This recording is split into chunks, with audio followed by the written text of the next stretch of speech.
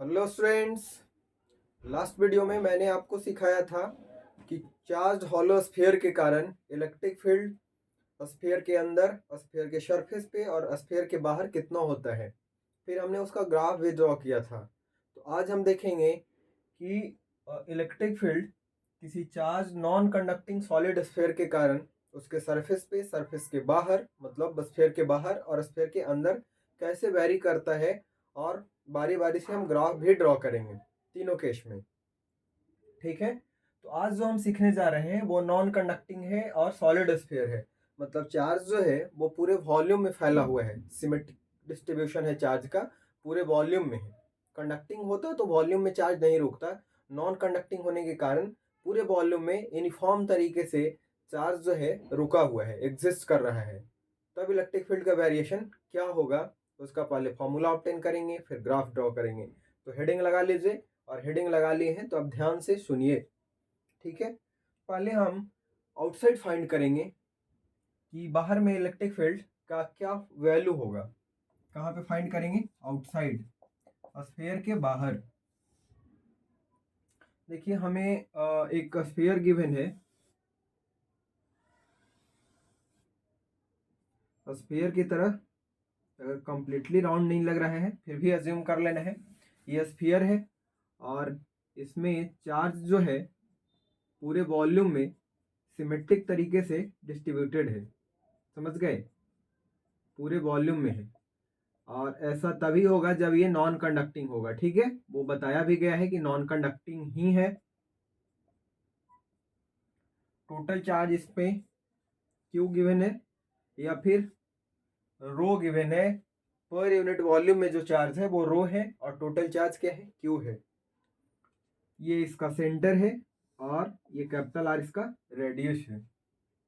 हमें फाइंड करना है कि इसके सेंटर से आर डिस्टेंस पे बाहर में कोई पॉइंट है, इस पॉइंट पी पे इलेक्ट्रिक फील्ड का क्या वैल्यू होता है। ठीक है, तो हम क्या करेंगे, गॉस लॉ पीछे पढ़े हैं, गॉस लॉ के एप्लीकेशन से हम इलेक्ट्रिक फील्ड यहाँ पे फाइंड करना चाहेंगे। और गॉस लॉ क्या कहता है, जिस पॉइंट पे आपको इलेक्ट्रिक फील्ड फाइंड करना है उस पॉइंट को कैरी करते हुए इमेजिनरी गॉसियन सरफेस ड्रॉ करिए। ठीक है, तो हमने एक इमेजिनरी गॉसियन सरफेस ड्रॉ कर लिया। ये एक सिमेट्रिक हॉलो स्फीयर है। सिमेट्रिक इन द सेंस कि हर जगह इस स्फीयर का जो पॉइंट है वो सेंटर से बराबर डिस्टेंस पे है। मतलब हमारा जो पहले वाला गिवन स्फीयर है उसके साथ ये स्फीयर कॉन्सेंट्रिक है, दोनों का सेंटर एक है। ठीक है, यहाँ पे फाइंड करना था तो हमने उसको कैरी करते हुए एक गॉसियन सरफेस ड्रॉ कर लिया, इमेजिनरी एक स्फीयर अज्यूम कर लिया। अब आपको पता है कि पॉजिटिव चार्ज से जो इलेक्ट्रिक फील्ड होता है वो रेडियली आउटवर्ड निकलता है। तो इलेक्ट्रिक फील्ड तो यहाँ पे ऐसे होगा। ठीक है, इलेक्ट्रिक फील्ड ऐसे होगा बाहर की तरफ। ठीक है, और ये सरफेस के प्रत्येक पॉइंट पे का जो डिस्टेंस है सेंटर से वो तो बराबर डिस्टेंस पे है। ठीक है, चूंकि रेडियस है ना ये बड़ा वाला स्फीयर के लिए, तो इलेक्ट्रिक फील्ड का जो मैग्नीट्यूड होगा ना हर जगह वो सेम होगा। हर जगह इलेक्ट्रिक फील्ड का मैग्नीट्यूड क्या होगा? सेम होगा, डायरेक्शन रेडियली आउटवर्ड होगा। हम क्या कर रहे हैं, फ्लक्स फाइंड कर रहे हैं। ठीक है, इस स्फीयर से कितना फ्लक्स फॉर्म करेगा, कितना फ्लक्स पास करेगा। तो इस फ्लक्स को अगर हम फाई बोलें तो ये फाई कैसे निकालेंगे, तो फाई इज इक्वल टू लिखेंगे electric field into area into क्या होता है कॉस थीटा। इलेक्ट्रिक फील्ड का मैग्नीट्यूड इनटू सरफेस का area into cos theta.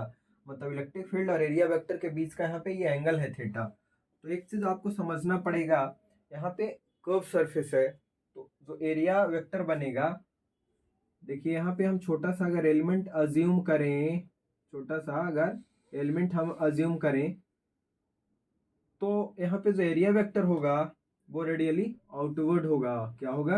Radially outward होगा।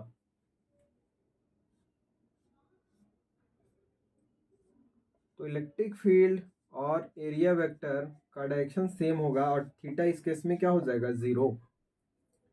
समझ गए?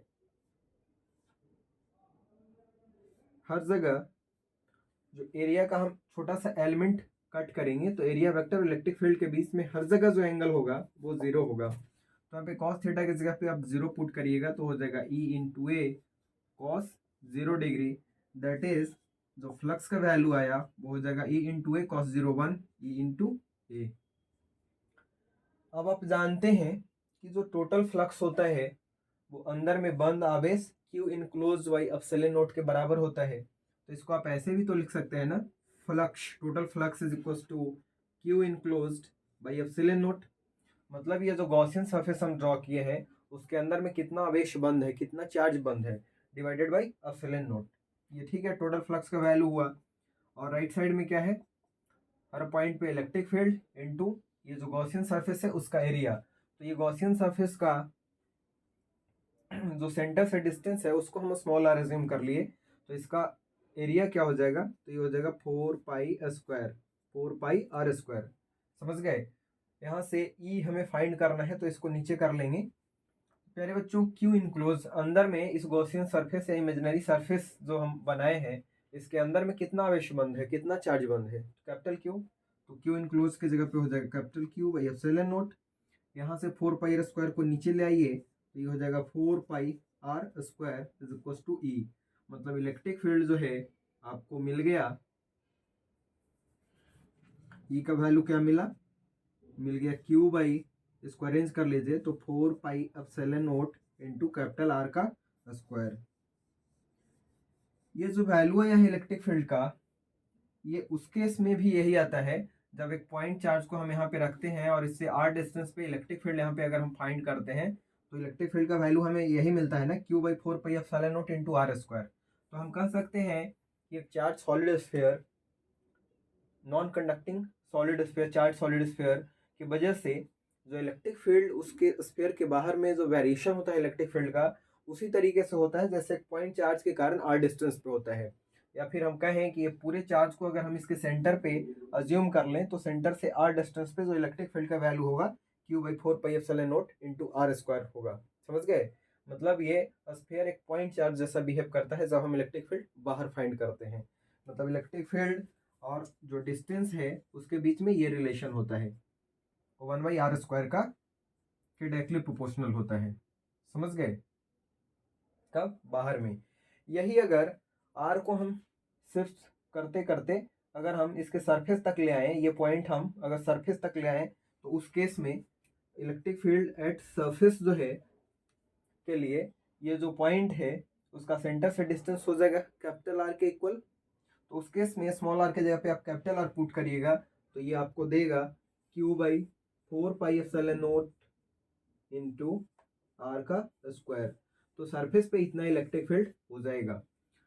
वहीं पे अगर रो के टर्म में आप अगर फाइंड करना चाहते हैं, क्या रो के टर्म में आप अगर फाइंड करना चाहते हैं तो रो को क्या लिखेंगे, रो होता है वॉल्यूम चार्ज डेंसिटी, और वॉल्यूम चार्ज डेंसिटी को कैसे निकालते हैं, total charge upon total volume. तो टोटल चार्ज क्यू और इसका वॉल्यूम है 4/3 पाई आर क्यूब। समझ गए। तो अब जहां पे भी आपको क्यू दिख रहा है उसको इससे इंटू करके पुट कर लीजिए वैल्यू, क्यू के जगह पे rho into 4/3 pi R cube put कर लीजिए तो इलेक्ट्रिक फील्ड का क्या मिल जाएगा, वैल्यू मिल जाएगा। समझ गए। तो सरफेस पे और सरफेस के बाहर, सॉलिड स्फीयर के बाहर और सरफेस पे इलेक्ट्रिक फील्ड का वैल्यू हमने ऑब्टेन कर लिया। अब अंदर में किसी भी पॉइंट पे अगर हम इलेक्ट्रिक फील्ड फाइंड करेंगे तो क्या आएगा वो हम निकालेंगे अगले केस में। जब तक आप इसको नोट कर लीजिए, ठीक है। इसको हम तुरंत मिटा रहे हैं, ठीक है। तो आप नोट कर लिए, मिटा रहे हैं।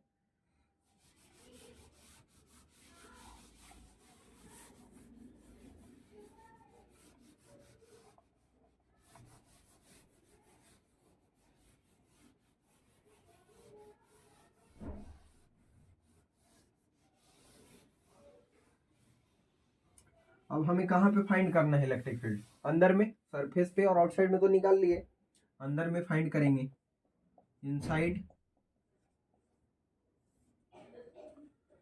तो देखिए ये हमें एक स्फीयर गिवन है आर रेडियस का, आर रेडियस का, कैपिटल आर रेडियस का स्फीयर गिवन है।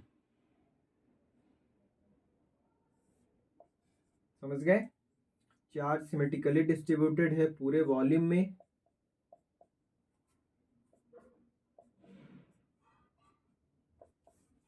ठीक, अंदर में किसी पॉइंट पे हमें इलेक्ट्रिक फील्ड फाइंड करना है। मान लीजिए ये पॉइंट ये है, यहाँ पे हमें इलेक्ट्रिक फील्ड का वैल्यू फाइंड करना है। तो क्या करते हैं, गॉसियन लॉ अप्लाई करने के लिए, गॉस लॉ अप्लाई करने के लिए क्या करते हैं, इस पॉइंट को कैरी करते हुए एक हम Gaussian surface, imaginary Gaussian surface draw कर लेते हैं। तो ये स्फीयर था, तो एक इमेजिनरी हॉलो स्फीयर हम अज्यूम कर लिए। ठीक है, ये क्या है, इमेजिनरी हॉलो स्फीयर है, और इस पॉइंट पे इलेक्ट्रिक फील्ड चाहिए। तो हम क्या किए, इतना सेंटर से इतना डिस्टेंस लेकर के हम एक हॉलो स्फीयर बना लिए। ये समझ गए। अब हम क्या करेंगे, इस इमेजिनरी या गॉसियन सरफेस से हम फ्लक्स फाइंड करेंगे। क्या फाइंड करेंगे, फ्लक्स फाइंड करेंगे। और फ्लक्स इज इक्वल टू होता है E into A cos theta. ई क्या है, तो इस गॉसियन सरफेस पे इलेक्ट्रिक फील्ड का मैग्नीट्यूड, ए क्या है, इस गॉसियन सरफेस का एरिया, और थीटा क्या है, angle between electric field vector और एरिया वेक्टर के बीच का एंगल। तो पॉजिटिव चार्ज से जो इलेक्ट्रिक फील्ड होता है वो अवे फ्रॉम द चार्ज होता है, और यहाँ पे स्फीयर है तो रेडियली आउटवर्ड होगा। ठीक है, तो इलेक्ट्रिक फील्ड का जो डायरेक्शन है वो रेडियस के लॉन्ग होगा और आउटवर्ड होगा, बाहर की तरफ होगा। यहाँ पे हर जगह आप अगर एरिया वेक्टर ड्रॉ करना चाहेंगे तो एरिया वेक्टर कोई एक नहीं होगा, छोटे छोटे आप इस एरिया को गॉसियन सरफेस पे अब छोटे छोटे एरिया का एलिमेंट अज्यूम कर लीजिए, और ये एरिया का जो एलिमेंट है उस पर आप नॉर्मल ड्रॉ करेंगे या एरिया वेक्टर लिखना चाहेंगे तो आपको ये रेडियली आउटवर्ड मिलेगा, ऐसे ही मिलेगा, रेडियली आउटवर्ड। इसको डी अगर बोलें तो एरिया वेक्टर और इलेक्ट्रिक फील्ड वेक्टर, ये इलेक्ट्रिक फील्ड वेक्टर है और ये एरिया वेक्टर है, हर जगह आपको उसी डायरेक्शन में मिलेगा।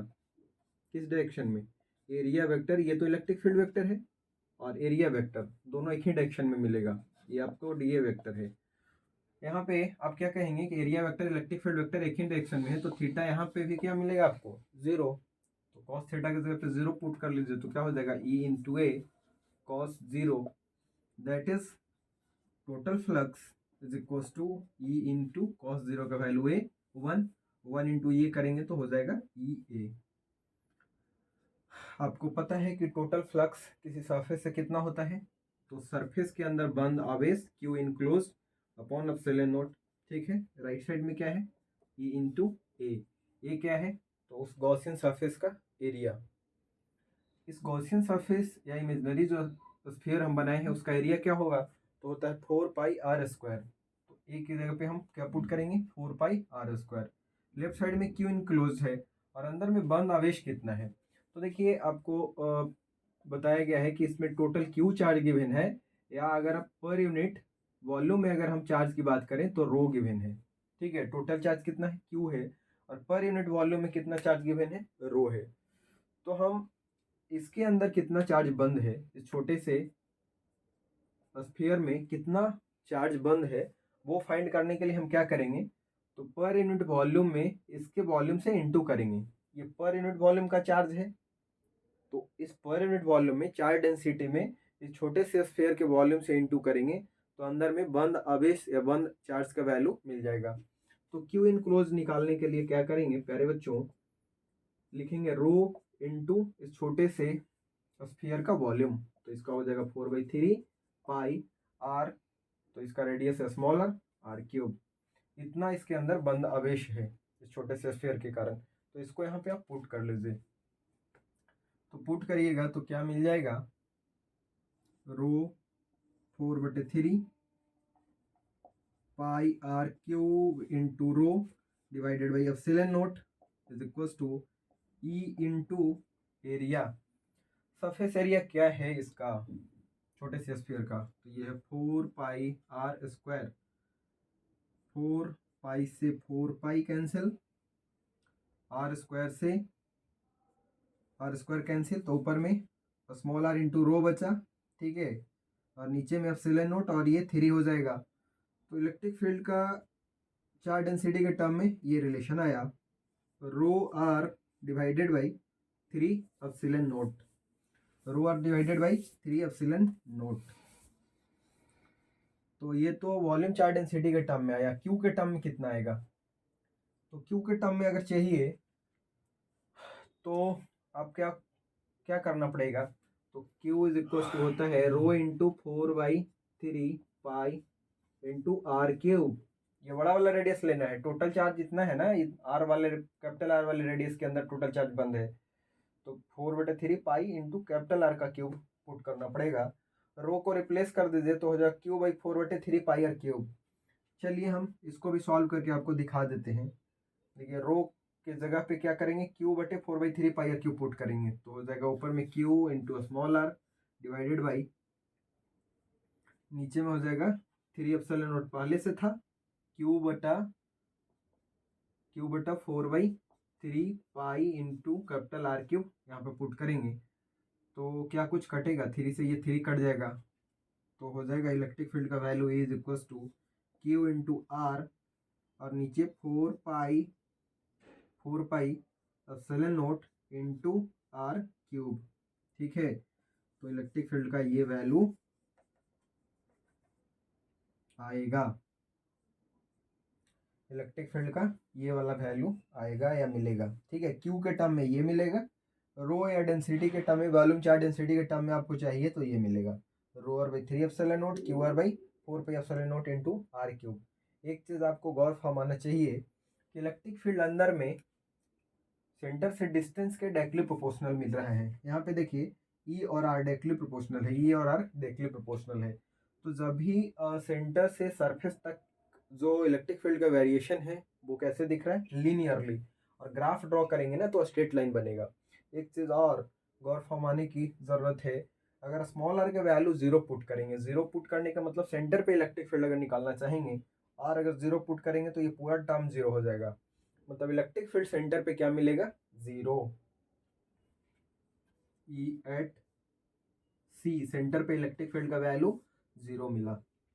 ठीक है, बाहर में नहीं, अंदर में क्यू के टर्म में Q into small R divided by 4πε0 into capital R cube. Density के टर्म में ρr/3 तो ये दोनों फॉर्मूला को लिखेंगे और फिर हम ग्राफ ड्रॉ करेंगे। ठीक है, इसको नोट कर लीजिए, अभी हम मिटा रहे हैं। मिटा दें, चलिए मिटा दे रहे हैं।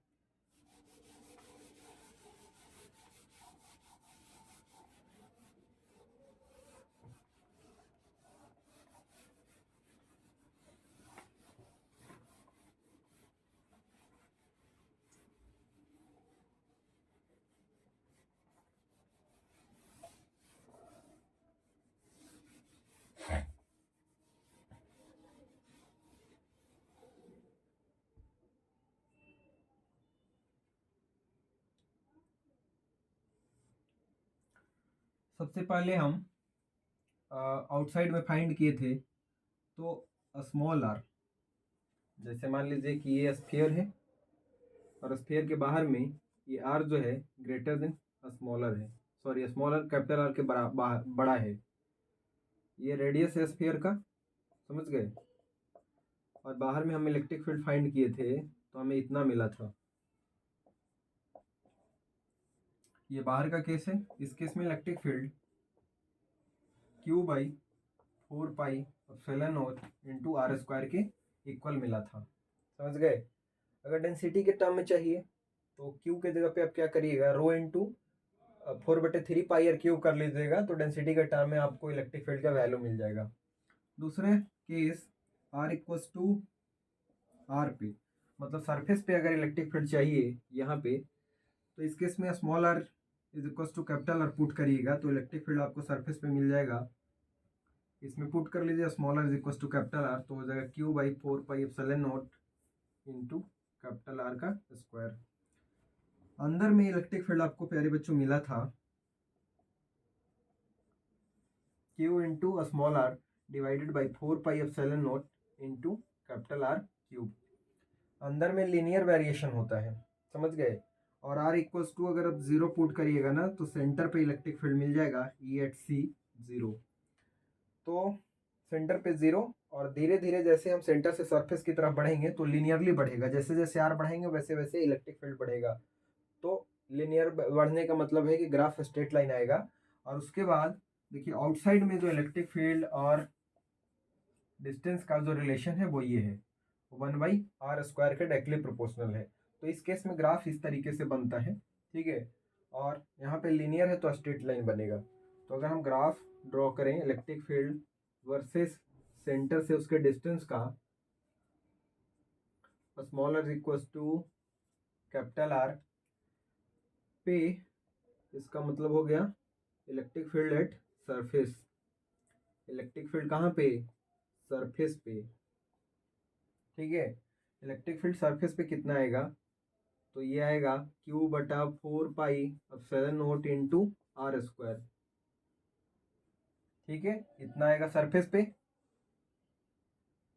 और इसके बाद इलेक्ट्रिक फील्ड जो है इस तरीके से तेजी से घटेगा, ठीक है। 1/r² के डायरेक्टली प्रोपोर्शनल होगा, तो इस तरीके से घटेगा। और इन्फिनिटी पे r=इन्फिनिटी पुट करिएगा तो इलेक्ट्रिक फील्ड देखिए समथिंग बाय इन्फिनिटी हो जाएगा 0। तो इन्फिनिटी पे ये जो ग्राफ है इसके साथ टच कर जाएगा, मिल जाएगा। इलेक्ट्रिक फील्ड देखिए घट करके 0 हो जाएगा इन्फिनिटी पे। r पे मतलब सरफेस पे इलेक्ट्रिक फील्ड का वैल्यू इतना होगा, और इसके अंदर में इस तरीके से वेरी करेगा स्ट्रेट लाइन के फॉर्म में। जैसे ये सेंटर है आपका, r ये हो गया 0, तो r=0 पे इलेक्ट्रिक फील्ड 0, और फिर लिनियरली वेरी कर रहा है। लिनियर वेरी करने का मतलब स्ट्रेट लाइन यहाँ से सरफेस तक ग्राफ बनेगा और फिर ऐसे बनेगा। बहुत तेजी से इलेक्ट्रिक फील्ड घटेगा, यहाँ से इलेक्ट्रिक फील्ड इतना था, घटते घटते घटते घटते इन्फिनिटी पे 0 हो जाएगा।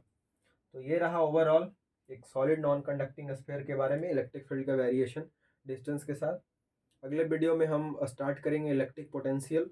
इसमें ढेर सारे पॉइंट्स है, उसको हम डिस्कस करेंगे। उसके बाद कैपेसिटर स्टार्ट करेंगे, ठीक है। तो तब तक के लिए हम आप इसको पढ़िए, रिवाइज करिए। अगले वीडियो में हम कुछ नए टॉपिक स्टार्ट करेंगे और वो होगा आपका electric potential. So thank you for watching my video. Bye bye, take care.